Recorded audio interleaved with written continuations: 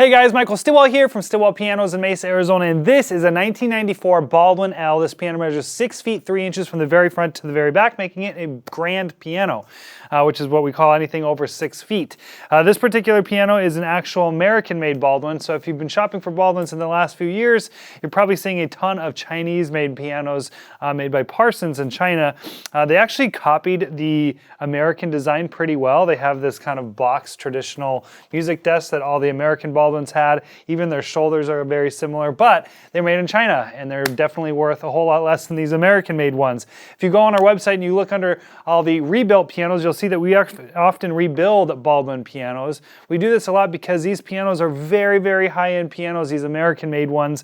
We put them in concert halls all the time. You'll see them, big 9-foot SD10 pianos. They're very, very powerful pianos. These particular ones at this age had what we call a floating plate. So this plate is actually sitting on the bolts all the way around, the threads of the bolts all the way around, and it's floating.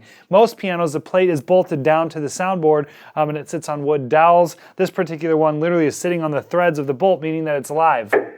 So it kind of creates this bell-like sound. It also has what we call AccuJust hitch pins in the back. So most of the time pianos, the strings go to the back of the piano, they loop around a hitch pin, and they come back. And that pin is pulling the string down, which is giving down bearing onto the sound or into the bridge, which is pushing all the vibrations into the soundboard, which is the speaker of the piano.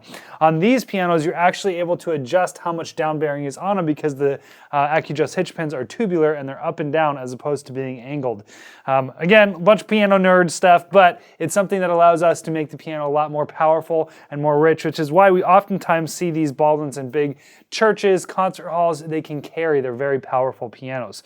When we got the piano in, we hand rubbed the entire cabinet, got all those surface scratches out. We did a little bit of spray and lay on these shoulders to try to make them look as new and as nice as we possibly could. We also removed all the hardware, buffed all of that. There's no cracks in the soundboard, bridge, or pin block. This piano has at least another 20 years of really good life without needing anything major.